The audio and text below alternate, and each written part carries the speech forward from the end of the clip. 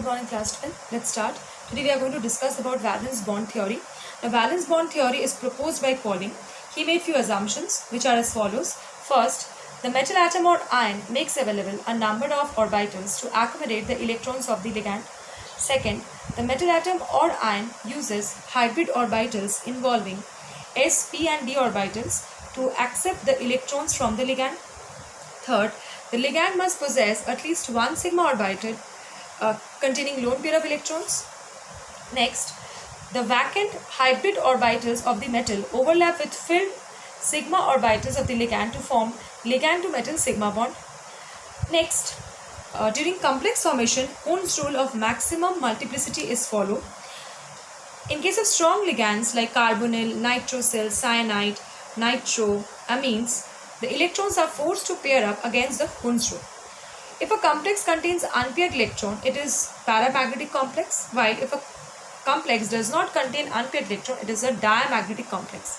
The magnetic moment of a complex can be calculated by this formula, mu equals to root over n into n plus 2 bn, where mu is the magnetic moment, n is the number of unpaired electrons and bm is the unit which is known as Bohr magnetism. Last point, in addition to sigma bond, there also exists pi bond between filled metal d orbitals and the vacant orbitals of the ligand. Okay. Now, on the basis of hybridization, we can identify the geometry of the complex. If a metal has sp3 hybridization, it is your tetrahedral complex, TD. If a metal has dsp2 or if a metal has dsp2 or sp2d hybridization, it is a square planar complex. If a metal has d2sp3 or sp3d2 hybridization, it is your octahedral complex. Okay. Now follow this. In case of dsp2 and sp2d, what is the difference? Both are square planar. In case of dsp2, inner d orbital is used. In case of sp2d, outer d orbital is used. Same here. In case of d2sp3, inner d orbitals are used. In case of sp3d2, outer d orbitals are used. Now you need to remember this, that inner d orbitals are used in case of strong filled ligands and outer d orbitals are usually used for the weak filled ligands.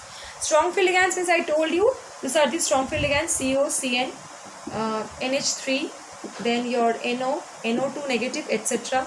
Weak filled ligands is your H2O, aqua, and all halides. All halides are the weak filled ligands, sulfides, etc. So whenever the complex contains strong filled ligands, inner d orbitals will be used and my complex will be inner orbital complex, or I can say low spin complex. While if my ligand is a weak filled ligand, then I am going to get outer orbital complex or high spin complex. Right? So let's do with an example. First one,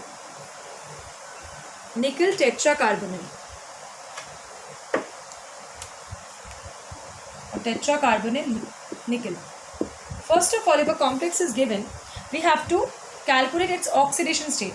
So here the oxidation state of nickel is 0 as CO is a neutral ligand.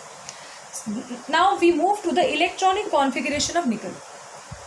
Electronic configuration of nickel is 3d8 4s2. Right? Now since it is 0 state, so the electronic configuration of nickel in this particular complex will remain as 3d8 and 4s2. Now we draw the orbitals. This is 3d orbital. This is 4s and this is 4p. Okay. Now 3d8.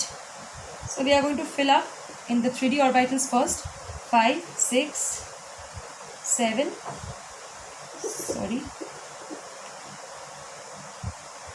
This one. And 4s2.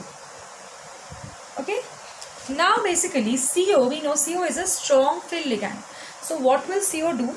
CO will force these electrons to come into the 3d orbitals and to get paired up.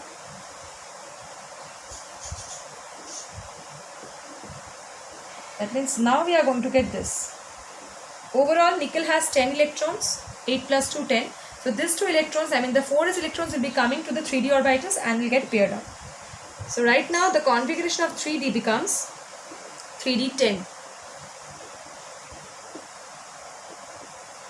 Now after the electrons of the metal gets adjusted, now it is time to accept the electrons of the ligand. So we have 4 ligands. Now each ligand will be donating your 2 electrons. So 4 ligands will be donating 8 electrons.